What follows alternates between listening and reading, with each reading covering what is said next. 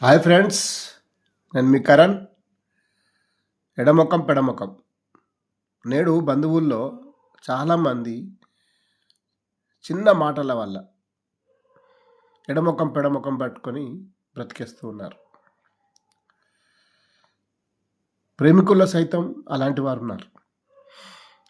సినిమాకు రాలేదని, ముద్దివ్వలేదని, పిలిస్తే పలకడం లేదని, ఇలా చాలామంది ఎడమొఖం పెడమొఖం పెట్టుకొని బ్రతికేస్తున్నారు. భార్యాభర్తల్లో సైతం అలాంటి వారు ఉన్నారు. ఒకరు అటు తిరిగి పడుకోవడం, ఒకరు ఇటు తిరిగి పడుకోవడం. ఎందుకు ఎందుకు ఇలా మారిపోతున్నారు? శారీరక శ్రమ వలన, పని ఒత్తిడి వలన, లేక మనసుల్లో బాధ వలన? కారణం ఏమిటి?